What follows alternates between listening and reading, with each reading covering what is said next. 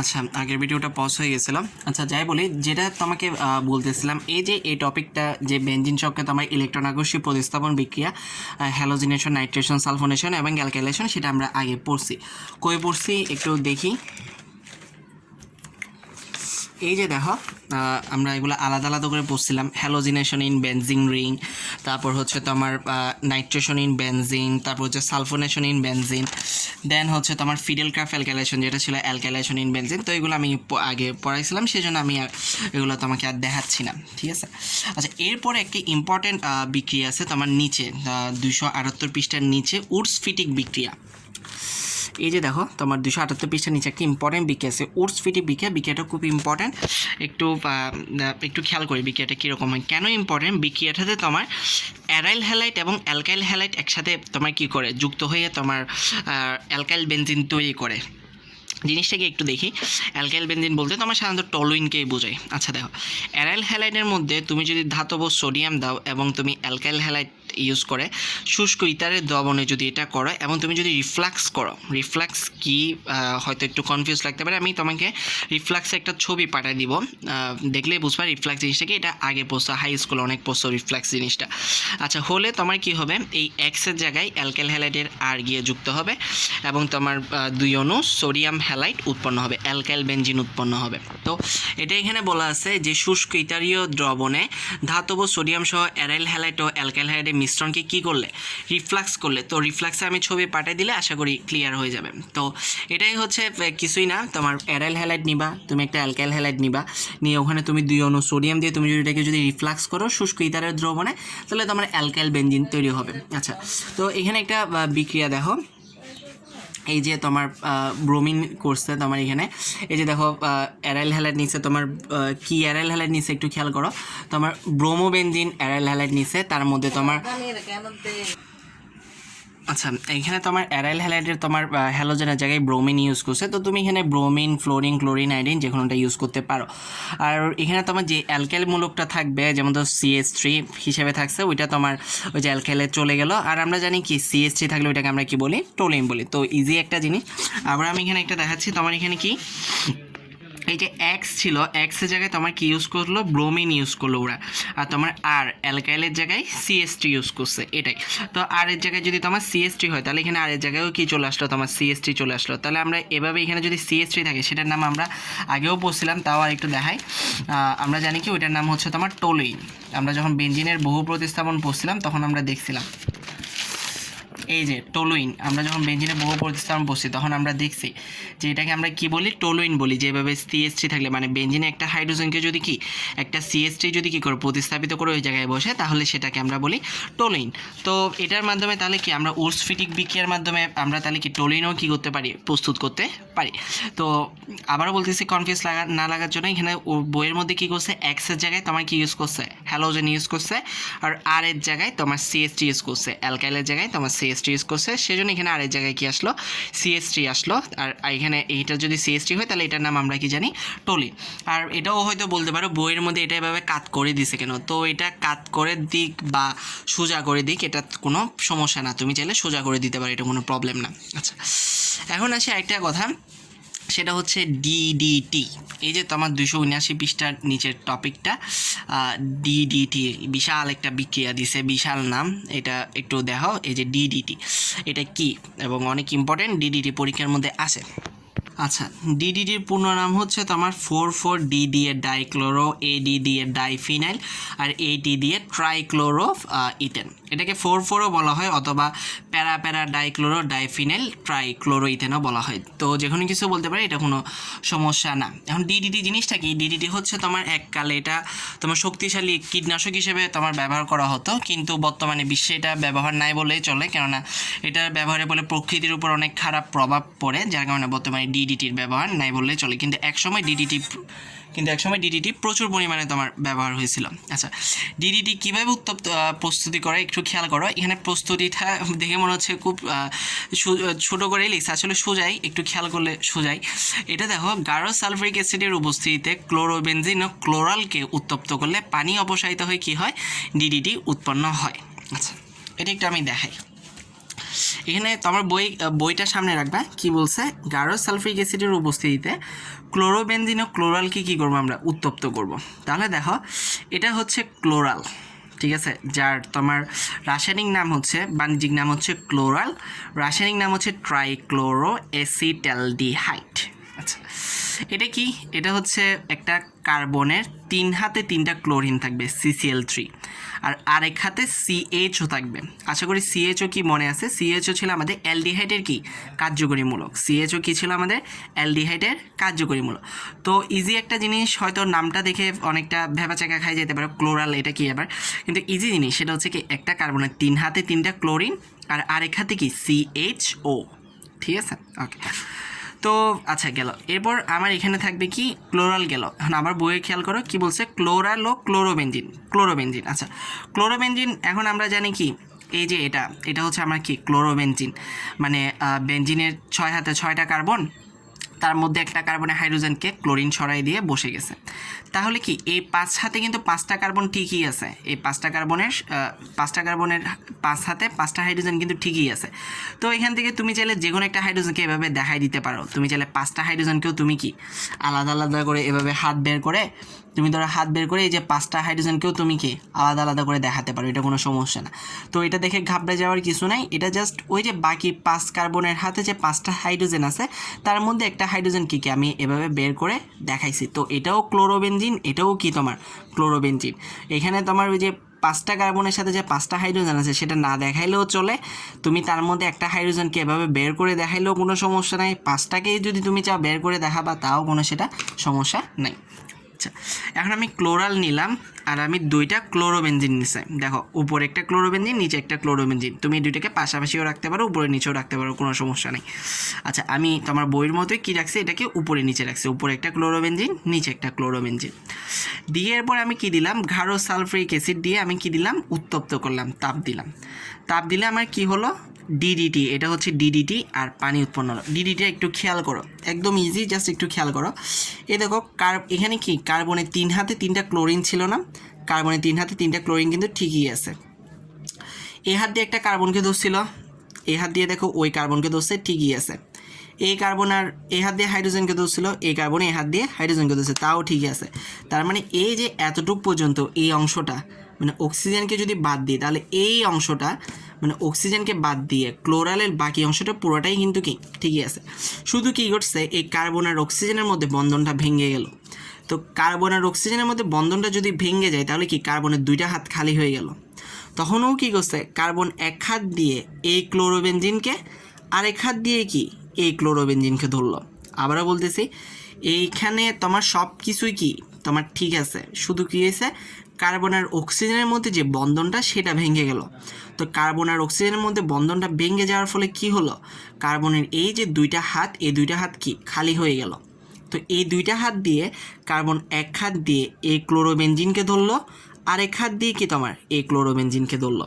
তাহলে এখানে একটা কাহিনী আছে, সেটা হচ্ছে এই যে কার্বন যখন এই হাত দিয়ে ক্লোরোবেনজিনকে ধরবে, তো কার্বন একটা হাত দিয়ে ধরতে হলে অবশ্যই কি ওর এখানে 6টা কার্বন ছিল, 6টা কার্বনের একটা কার্বনের হাইড্রোজেনকে সরাই দিয়ে কি ক্লোরিন তো বসে গেল। তার মানে কি বাকি 5টা কার্বনের সাথে কি আছে, 5টা হাইড্রোজেন আছে। তো কার্বন যদি একে ধরতে চাই, এর সাথে বন্ধন গঠন করতে চাই, তাহলে কি করতে হবে, ওই 5টা কার্বন থেকে যে কোনো একটা হাইড্রোজেনকে কি অপসারিত করতে হবে না। কার্বন সেটাই করলো, কার্বন কি করছে, ওই 5টা কার্বনের থেকে যে কোনো একটা কার্বনের হাইড্রোজেনকে অপসারিত করে ওর সাথে যুক্ত হয়ে গেল। ঠিক অনুরূপভাবে এটার সাথেও সেম কাহিনী হলো। তাহলে কি এখান থেকে একটা হাইড্রোজেন, ওই যে আমরা একটা হাইড্রোজেনকে বের করে দেওয়ার এভাবে যে দেখানোর কারণ হচ্ছে এটাই, এই হাইড্রোজেনটা কি হচ্ছে তোমার অপসারিত হয়ে যাচ্ছে, মানে এখান থেকে চলে যাচ্ছে, যার কারণে তোমার একটা হাত খালি হয়ে যায়, ওই হাতটাই কি এই কার্বনের সাথে যুক্ত হয়ে যায়। তো এখান থেকে একটা হাইড্রোজেন চলে গেল, এই যে এই হাইড্রোজেনটা চলে গেল, আবার এই হাইড্রোজেনটাও চলে গেল, তাহলে এখান থেকে 2টা হাইড্রোজেন চলে গেছে, আর এখানে একটা অক্সিজেন বাকি থেকে গেল না, এই 2টা হাইড্রোজেন আর এই অক্সিজেনটা যুক্ত হয়ে কী গঠন করলো, পানি গঠন করলো। সেজন্য এখানে বলা হয়েছে কি পানি অপসারণ করে। কেন পানি অপসারণ করে বলা হয়েছে, কেননা তোমার এখান থেকে একটা হাইড্রোজেন কি হচ্ছে, একটা ক্লোরোবেনজিন থেকে একটা হাইড্রোজেন অপসারিত হচ্ছে, আর একটা ক্লোরোবেনজিন থেকে আরেকটা হাইড্রোজেন অপসারিত হচ্ছে, এবং এখান থেকে অক্সিজেন অপসারিত হচ্ছে। তো 2টা হাইড্রোজেন আর অক্সিজেন মিলে আমার কি দাঁড়ায়, পানি দাঁড়ায়, সেজন্য বলা হয়েছে কি পানি অপসারিত হচ্ছে। তো আশা করি বুঝছো। তো এটাই হচ্ছে আমার কি ডিডিটি। আর এখানে তোমার ডিডিটির ব্যবহার দেওয়া আছে। ডিডিটি একটি শক্তিশালী জীবাণুনাশক ও কীটনাশক ওষুধ হিসেবে খুব বেশি ব্যবহৃত হয়। পার্শ্বক্রিয়ার কারণে এর ব্যবহার এখন সীমিত, আসলে সীমিত নয়, এটার ব্যবহার বলতে গেলে নাই চলে, বর্তমানে খুব কম ব্যবহার করা হয় ডিডিটি। আচ্ছা, এরপরে আমরা একটা জিনিস পড়বো, সেটা হচ্ছে তোমার অ্যালকেনের ট্রাইহ্যালোজেন যৌগ। এটা কি?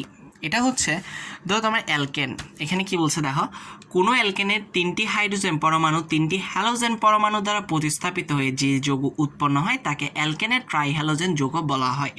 আরও একবার পড়ি, একটা অ্যালকেনের 3টা হাইড্রোজেন পরমাণু কি হবে, 3টা হ্যালোজেন পরমাণু দ্বারা কি হবে, প্রতিস্থাপিত হবে। জিনিসটা কি একটু দেখি। যেমন আমি ধরলাম মিথেনকে নিলাম, মিথেনের কার্বনের 4 হাতে 4টা হাইড্রোজেন আছে। তো আমার ওখানে বইয়ে অ্যালকেনের ট্রাইহ্যালোজেনের সংজ্ঞা কি দিছে, অ্যালকেনের 3টা হাইড্রোজেন কি হবে, তোমার 3টা হ্যালোজেন দ্বারা কি হবে, প্রতিস্থাপিত হবে। তা আমি সেটাই করছি, 3টা হাইড্রোজেন কি কি দেখো, 3টা হ্যালোজেন 3টা এক্স দ্বারা কি করলাম, প্রতিস্থাপিত করলাম। তাহলে এই যে যে যৌগটা দাঁড়ালো সেটাই হচ্ছে কি আমার ট্রাইহ্যালোজেন যৌগ, বা এটাকে আমি কি বলতে পারি, CH3। তো তুমি এক্সের জায়গায় যে কোনো কিছু বসাইতে পারো, তুমি এক্সের জায়গায় ক্লোরিন বসাইতে পারো, ব্রোমিন বসাইতে পারো, আয়োডিন বসাইতে পারো, কিন্তু ফ্লোরিন বসাইলে চলবে না। আচ্ছা, তোমার ক্লোরিন ব্রোমিন আয়োডিন যদি বসাও তাহলে তোমার এটার নাম কি হয়ে দাঁড়ালো, CH Cl3, এটা দাঁড়ালো কি CSBr3, এটা দাঁড়ালো CSI3। আর এটার নাম তাহলে কি, ট্রাইক্লোরোমিথেন, এটার নাম ট্রাইব্রোমোমিথেন, এটার নাম ট্রাইআয়োডোমিথেন। আর এদের বাণিজ্যিক নাম হচ্ছে, ওর নাম হচ্ছে ক্লোরোফর্ম, ও হচ্ছে ব্রোমোফর্ম, আর এর নাম হচ্ছে আয়োডোফর্ম। এটাই হচ্ছে আমার কি ট্রাইহ্যালোজেন যৌগ। এবং এই তিনটাকে ক্লোরোফর্ম, ব্রোমোফর্ম, আয়োডোফর্মকে একসাথে কি বলা হয়, হ্যালোফর্ম বলা হয়। ঠিক আছে। আচ্ছা, এই যে এই কথাগুলাই এখানে লেখা আছে। তো এখন একটা মাথায় জিনিস আসতে পারে যে হ্যালোফর্মের মধ্যে শুধু ক্লোরিন ব্রোমিন আয়োডিন কেন ফ্লোরিন নেই, এবং অবজেক্টিভের মধ্যে এই প্রশ্নটা খুব আসে, সেটা কেন নাই একটু আমি দেখাই দিই।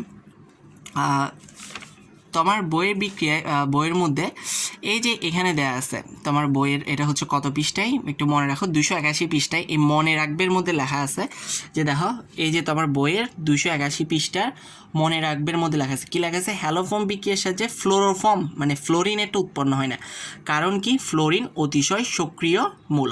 এতটুকু মনে রাখলে হবে, ফ্লোরিন অনেক সক্রিয় হওয়ার কারণে কি হয় না এখানে তোমার মানে হ্যালোফর্মের মধ্যে তোমার ক্লোরিন ব্রোমিন আয়োডিন থাকলেও, মানে ক্লোরোফর্ম ব্রোমোফর্ম আয়োডোফর্ম থাকলেও তোমার কি হয় না, ফ্লোরোফর্ম মানে ফ্লোরিনেরটা উৎপন্ন হয় না। কেন, ফ্লোরিন হচ্ছে কি অত্যন্ত সক্রিয়।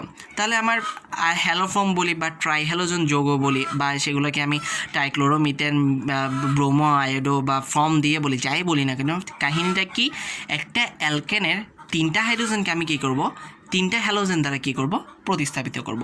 এবং এই 3টা হ্যালোফর্মের মধ্যে সবচেয়ে বেশি ইম্পর্টেন্ট হচ্ছে আমার ক্লোরোফর্মটা। এখন ক্লোরোফর্মের সবচেয়ে বেশি ইম্পর্টেন্ট, আবার বলতেছি, এই 3টার মধ্যে সবচেয়ে বেশি ইম্পর্টেন্ট হচ্ছে আমার ক্লোরোফর্ম। এখন আমরা ক্লোরোফর্মের প্রস্তুতি দেখব, এবং ক্লোরোফর্মের শনাক্ততা, ক্লোরোফর্মের বিশুদ্ধতা, ক্লোরোফর্মের ব্যবহার, এই জিনিসগুলো একটু দেখব। আচ্ছা, প্রথমে দেখি ক্লোরোফর্মের প্রস্তুতি। ক্লোরোফর্ম কীভাবে প্রস্তুত করা হয়। আচ্ছা, ক্লোরোফর্মের প্রস্তুতি একটা আমরা অ্যালকাইল হ্যালাইডের যখন পড়তেছি তখন দেখছিলাম।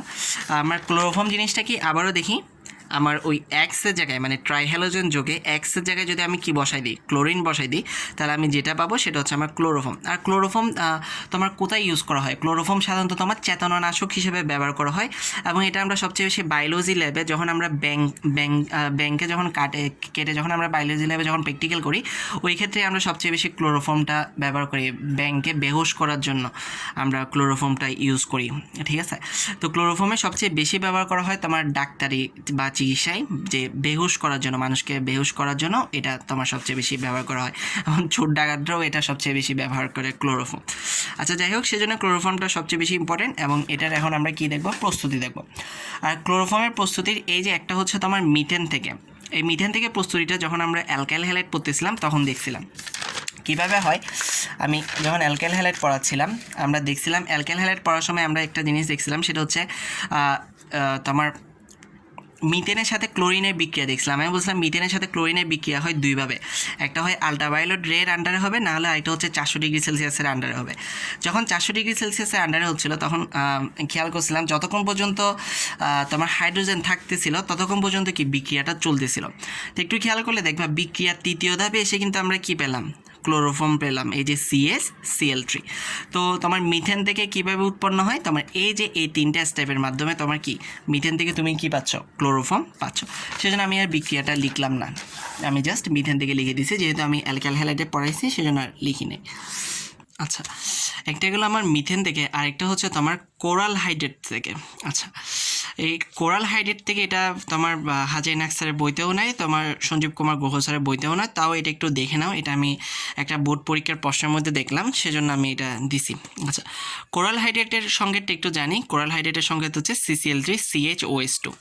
এটার মধ্যে যদি আমি সোডিয়াম হাইড্রোক্সাইড দিই, সোডিয়াম হাইড্রোক্সাইডের বাণিজ্যিক নাম হচ্ছে কস্টিক সোডা, দিয়ে যদি আমি তাপ দিই তাহলে আমি ক্লোরোফর্ম পাবো, আর আমি সোডিয়াম ফরমেট এবং আমি পানি পাবো।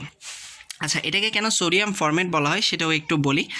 আমরা জানি কি HCOOH, এটা কি আমার হচ্ছে ফর্মিক অ্যাসিড বা মিথানোয়িক অ্যাসিড, ঠিক আছে। ফর্মিক অ্যাসিড হচ্ছে এটার বাণিজ্যিক নাম। তো এটা থেকে যদি আমি একটা হাইড্রোজেনকে বের করে নিই তাহলে এই যে ওর একটা হাত খালি হয়ে গেল, এই অবস্থাটাকে আমরা বলি ফরম্যাট। এবং HCOOHর সাথে, এখানে দেখো HCOOHর সাথে এখানে সোডিয়াম যুক্ত হচ্ছে বলে এটাকে আমরা বলি সোডিয়াম ফরম্যাট। আচ্ছা, আরেকটা হচ্ছে তোমার ইথানল থেকে, এটা তোমার বইয়ে দেওয়া আছে 280 পৃষ্ঠার নিচে তোমার বইয়ের মধ্যে দেওয়া আছে, এই যে এখানে এই যে 280 পৃষ্ঠার নিচে এই যে ছোট বিক্রিয়াটা একদম ছোট করে লিখে দিয়েছে তোমার বইয়ের মধ্যে, এই যে ছোট অংশটা এখানে বলেছে পরীক্ষাগারে ইথানল অথবা প্রোপানল ব্লিচিং পাউডার ও পানি দ্বারা লেয়ে প্রস্তুত করে তাকে পাতিত করলে কি হয়, ক্লোরোফর্ম উৎপন্ন হয়। এই জিনিসটা আমরা একটু দেখাবো। তোমার বইয়ে শুধু ইথানলেরটা দেখাইছে, প্রোপানল থেকে কিভাবে উৎপন্ন করা হয় সেটা আর দেখাই নাই, আমি প্রোপানলেরটাও তোমাকে দেখাই দিব। আচ্ছা, ইথানলেরটা এখন আগে দেখো। ইথানলেরটা কী করা হয়, একটু বিক্রিয়াগুলো মাথায় রাখতে হবে অথবা মুখস্থই বলা যায় জিনিসটা, একটু দেখেন। আচ্ছা, জুম হয় না কেন। আচ্ছা, প্রোপানলেরটা দেখো, এটা হচ্ছে তোমার ব্লিচিং পাউডারের সঙ্গে CaOCl2। ব্লিচিং পাউডারের মধ্যে যদি আমরা পানি দিই তাহলে আমরা ক্যালসিয়াম হাইড্রোক্সাইড এবং ক্লোরিন উৎপন্ন হয়, এবং এরপর ইথানলের সাথে এই ক্লোরিনটা বিক্রিয়া করে তোমার ইথানল আর হাইড্রোক্লোরিক অ্যাসিড তৈরি করে। এই ইথানলের সাথে আবার কি করে, ক্লোরিন বিক্রিয়া করে, আবার ক্লোরিন বিক্রিয়া করে টাইক্লোরো ইথানল তৈরি করে। এই যৌগটা আমরা যখন DDT তৈরি করতেছিলাম তখন পাইছিলাম CCl3CHO, আশা করি মনে আছে।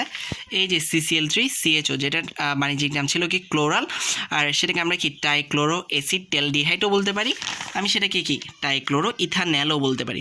আসলে ইথানল আর অ্যাসিটেলডিহাইড একই কথা, ইথানল হচ্ছে CHOর কি রাসায়নিক নাম, আর তোমার অ্যাসিটেলডিহাইড হচ্ছে কি তোমার বাণিজ্যিক নাম। তো দুইটাই একই জিনিস। তো এটা মেবি আমি তোমাকে আগেও বলছিলাম, অ্যাসিটালডিহাইড যে ইথানলের বাণিজ্যিক নাম, ফর্মিক অ্যাসিড যে তোমার মিথানোয়িক অ্যাসিড, এগুলো হয়তো আগেও পড়াইছি, তাও একটু দেখাই দিচ্ছি। আচ্ছা, যাই হোক, এই যে এখন ক্লোরাল উৎপন্ন হলো, ক্লোরাল মানে হচ্ছে এই যে টাইক্লোরো ইথানল উৎপন্ন হলো, সেটার মধ্যে ওই যে প্রথম স্টেপে যে ক্যালসিয়াম হাইড্রোক্সাইড উৎপন্ন হয়েছিল না, সেটা যদি আমি যোগ করি তাহলে আমি ক্লোরোফর্ম এবং ক্যালসিয়াম ফরম্যাট পাবো, ঠিক আছে। আবার কেন এটাকে ক্যালসিয়াম ফরম্যাট বলতেছি, এই যে আমাদের ফরম্যাট কী ছিল, HCOO, এই যে HCOO, ক্যালসিয়ামের যোজনী 2, তাই HCOOর সাথে কী হয়েছে, 2 হয়েছে, সেজন্য এটার নাম হচ্ছে ক্যালসিয়াম ফরম্যাট।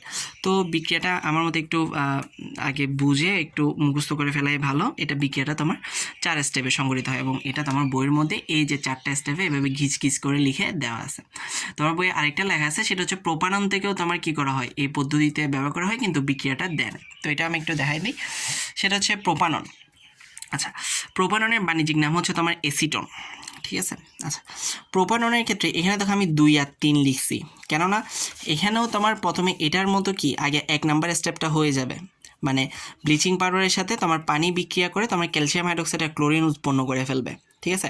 সেজন্য আমি আর 1 নাম্বার ধাপটা লিখি নাই, ডিরেক্ট কি এখানে 2 নাম্বার লিখে শুরু করছি। তো তুমি যখন প্রোপানন থেকে দেখাবা অবশ্যই আগে কি এটা লিখতে হবে, এই যে তোমার ব্লিচিং পাউডার আর পানির সাথে বিক্রিয়া করেছে, ক্যালসিয়াম হাইড্রোক্সাইড আর ক্লোরিন উৎপন্ন করতেছে, সেটা অবশ্যই লিখতে হবে। আচ্ছা, এরপর কি হচ্ছে দেখো, এটা হচ্ছে তোমার প্রোপানন।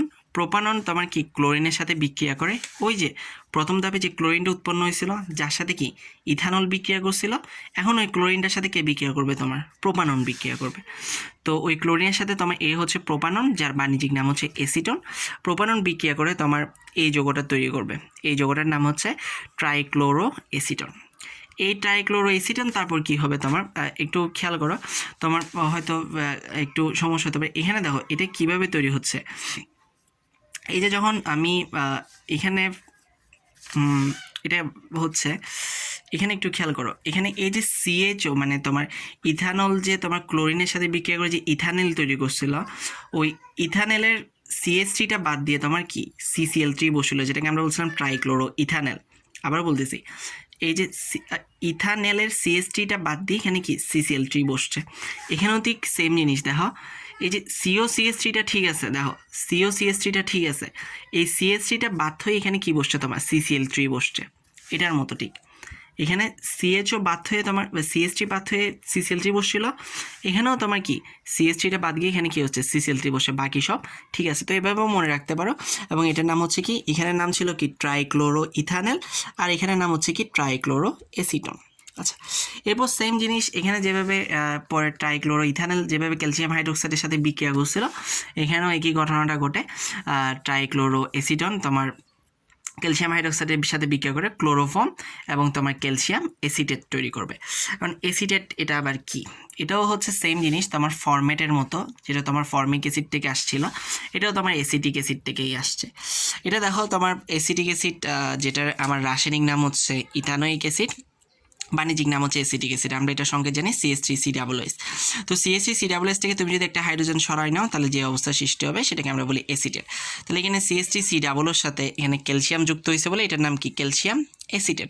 আর ক্যালসিয়ামের যোজনে 2 বিদায়, এটার সাথে কি হয়েছে 2 যুক্ত হয়েছে। আচ্ছা, এরপর ক্লোরোফর্ম শনাক্তকরণ, ক্লোরোফর্মের বিশুদ্ধতা এবং ক্লোরোফর্মের ব্যবহার, এগুলো তুমি পড়লে পারবা, 281 পৃষ্ঠায় আছে। তা আমি একটু করে তোমাকে দেখিয়ে দিচ্ছি। আচ্ছা, ক্লোরোফর্ম শনাক্তকরণ, এখন তুমি কীভাবে বুঝবা যে ওখানে তোমার কি আছে, ক্লোরোফর্ম আছে, এটা তুমি কিভাবে শনাক্ত করবা। এটা শনাক্ত করার জন্য আমরা এটা শনাক্ত করি কার্বিল অ্যামিন প্রক্রিয়ার সাহায্যে। এটা কি একটু দেখো, তোমার এটার নাম হচ্ছে ফিনাইল অ্যামিন। যে বেনজিনের মধ্যে যখন তুমি NH2 দিবা, এটাকে আমরা কি নামে জানতাম, এটাকে আমরা অ্যানিলিন নামে জানতাম, আশা করি মনে আছে তোমার। এটাকে আমরা অ্যানিলিন নামে জানতাম, যে বেনজিনের মধ্যে যখন NH2 থাকে। তো এটাকে তুমি চাইলে ফিনাইল অ্যামিনও বলতে পারো। কেন ফিনাইল অ্যামিন বলবা, আমি একটু আগে বলছিলাম, এটা হচ্ছে আমার কি অ্যারাইল, C6H5টা হচ্ছে অ্যারাইল, অ্যারাইলের আরেক নাম কি তোমার ফিনাইল। তো সেজন্য এটাকে তুমি চাইলে ফিনাইল অ্যামিনও বলতে পারো, অথবা তুমি এটাকে চাইলে কি, আমরা পড়ছিলাম এটার আরেকটা নাম কি এনিলিন। আমরা যখন বেনজিনের মধ্যে বহু প্রতিস্থাপন বিক্রিয়া পড়তেছিলাম তখন দেখাইছিলাম আমি, এটার নাম হচ্ছে তোমার এনিলিন। এই যে তোমার বেনজিনের মধ্যে যদি এরকম NH2 থাকে, একটা হাইড্রোজেনকে সরাই দিয়ে যদি NH2 বসে, তাহলে ওটার নাম হচ্ছে অ্যানিলিন। তো এটার তুমি অ্যানিলিন বলতে পারো, তুমি চাইলে এটাকে ফিনাইল অ্যামিন বলতে পারো, কোনো সমস্যা নাই। ফিনাইল কেন বলতেছি বুঝছো, এটা তোমার C6H5, আমি আগেই দেখাইছিলাম C6H5কে আমরা চাইলে অ্যারাইলও বলতে পারি, আমরা চাইলে ফিনাইলও বলতে পারি। তো এখানে কী হয় দেখো, তোমার অ্যালকোহলীয় কস্টিক পটাশ, কস্টিক পটাশ মানে জানি আমরা পটাশিয়াম হাইড্রোক্সাইডের বাণিজ্যিক নাম হচ্ছে কস্টিক পটাশ। অ্যালকোহলীয় কস্টিক পটাশ ও ফিনাইল অ্যামিনের সাথে ক্লোরোফর্ম যোগ করে 70 ডিগ্রি সেলসিয়াস তাপমাত্রায় উত্তপ্ত করলে কার্বিলামিন বা এটার নাম হচ্ছে কার্বিলামিন বা ফিনাইল আইসোসায়ানাইড উৎপন্ন হয়। তো এখন যদি তোমাকে কোনো একটা দিল যে ওইটা ক্লোরোফর্ম কিনা, তোমাকে বললো টেস্ট করার জন্য, তাহলে তুমি কি করবা, ওইটার মধ্যে তুমি কি পটাশিয়াম হাইড্রোক্সাইড এবং ফিনাইল অ্যামিন দিয়ে তুমি ওইটাকে 70 ডিগ্রি সেলসিয়াস তাপমাত্রায় দেবা।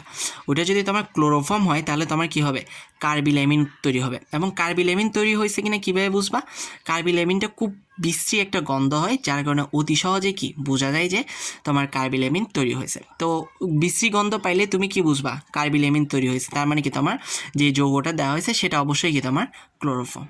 আচ্ছা, এখন হচ্ছে ক্লোরোফর্মের বিশুদ্ধতার পরীক্ষা। এখন হচ্ছে ক্লোরোফর্ম আবার বিশুদ্ধ অশুদ্ধ জিনিসটা কি, সেটা হচ্ছে ক্লোরোফর্মকে তোমার আমরা যে বায়োলজি ল্যাবে যে ক্লোরোফর্মটা থাকে, কখনো দেখছো কিনা জানি না, ওইটা তোমাকে সাধারণত অনেক কেয়ারফুলি সংরক্ষণ করে রাখা লাগে, কেননা ক্লোরোফর্মটা যদি তোমার কী হয় সূর্যালোক এবং বায়ুর অক্সিজেনের সংস্পর্শে যদি আসে তাহলে সেটা ফসজিন গ্যাস তৈরি করে, এবং ফসজিন গ্যাস অনেক বিষাক্ত।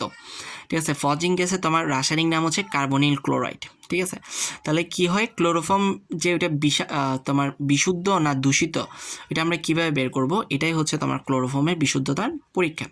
আর ক্লোরোফর্মের দূষিত হয় কীভাবে, ক্লোরোফর্ম যদি অনেক দিন ধরে তোমার কি সূর্যালোক বা বায়ুর অক্সিজেনের সংস্পর্শে আসে তাহলে ওই সূর্যালোক এবং বায়ুর অক্সিজেনের সাথে বিক্রিয়া করে তোমার ও কী উৎপন্ন করে, ফসজিন গ্যাস ও হাইড্রোক্লোরিক অ্যাসিড উৎপন্ন করে। ফসজিন গ্যাসের রাসায়নিক নাম কি, কার্বনিল ক্লোরাইড, COCl2। এই যে বিক্রিয়াটা এখানে দেখানো হয়েছে দেখো, এটা হচ্ছে তোমার ক্লোরোফর্ম কি অক্সিজেনের সাথে বিক্রিয়া করতেছে, কিসের উপস্থিতিতে, তোমার সূর্যালোকের উপস্থিতিতে বিক্রিয়া করে তোমার ফসজিন গ্যাস এবং হাইড্রোক্লোরিক অ্যাসিড তৈরি করছে। তাহলে এখন তুমি কিভাবে বুঝবা যে ওইটা বিশুদ্ধ না দূষিত? এখন ধরো তোমার কাছে যে ক্লোরোফর্মটা আছে ওইটা ধরো দূষিত, তার মানে ওইটা দূষিত মানে কি, ওইটার মধ্যে তোমার ফসজিন গ্যাস এবং কি আছে, হাইড্রোক্লোরিক অ্যাসিড আছে। তো তুমি ওই ক্লোরোফর্মের মধ্যে তুমি যদি 2-3 ফোঁটা কী দাও, সিলভার নাইট্রেট দিয়ে দাও, তাহলে সিলভার নাইট্রেট কী করবে, ওইটা যদি তোমার দূষিত হয় তাহলে ওখানে কী আছে, হাইড্রোক্লোরিক অ্যাসিড আছে। হাইড্রোক্লোরিক অ্যাসিডের সাথে সিলভার নাইট্রেট বিক্রিয়া করে কী হবে, সিলভার ক্লোরাইডের সাদা অধক্ষেপ পড়বে। তো তুমি যদি দেখো কি সিলভার ক্লোরাইডের সাদা অধক্ষেপ পড়ছে, তার মানে কি তোমার কাছে যে ক্লোরোফর্মটা আছে সেটা দূষিত হয়ে গেছে, সেখানে ফসজিন গ্যাস এবং কি হাইড্রোক্লোরিক অ্যাসিড উৎপন্ন হয়েছে।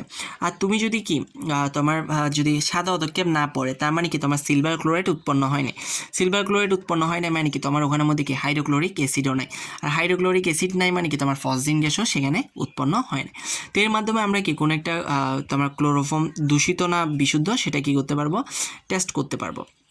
এখন হচ্ছে ক্লোরোফর্মকে আমরা যদি কি করতে চাই, বিশুদ্ধ রাখতে চাই, তাহলে কি করতে হয়, এখানে দেখো ক্লোরোফর্ম সংরক্ষণের ক্ষেত্রে বাদামি বর্ণের বোতলে সংরক্ষণ করা হয়। কেন বাদামি বর্ণের বোতলে সংরক্ষণ করা হয়, কেন বাদামি কালারের বোতলে যদি সংরক্ষণ করা তাহলে তার ভেতর দিয়ে সূর্যের আলো প্রবেশ করতে পারবে না।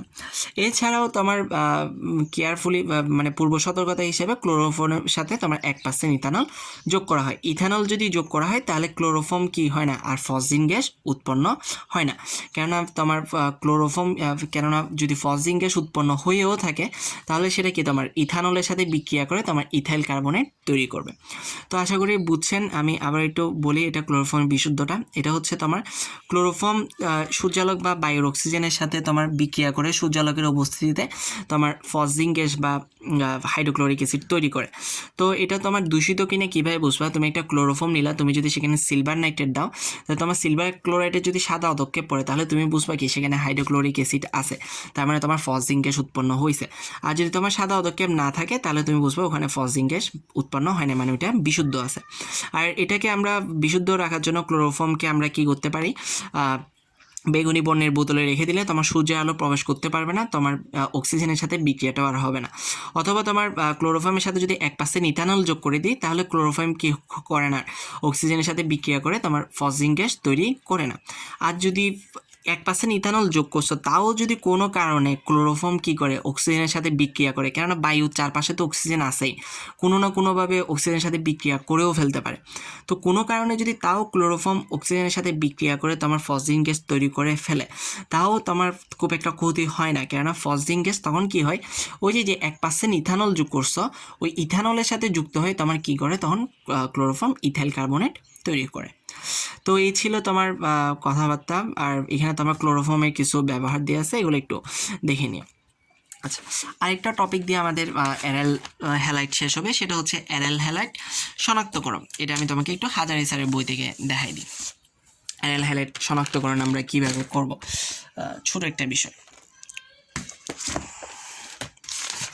আচ্ছা, এখানে দেখো অ্যারাল হ্যালাইট শনাক্তকরণ কীভাবে করবো, সেটা হচ্ছে তুমি ধরো একটা অ্যারাল হ্যালাইট নিলা, সেটা ধরো তোমার ক্লোরোবেনজিন, ওই ক্লোরোবেনজিনকে তুমি 300 অ্যাটম চাপ এবং 200 ডিগ্রি সেলসিয়াস তাপমাত্রায় তুমি কিউপ্রাস অক্সাইড এবং অ্যামোনিয়ার সাথে যুক্ত করলাম, তাহলে সেটা তোমার অ্যানিলিন তৈরি করবে।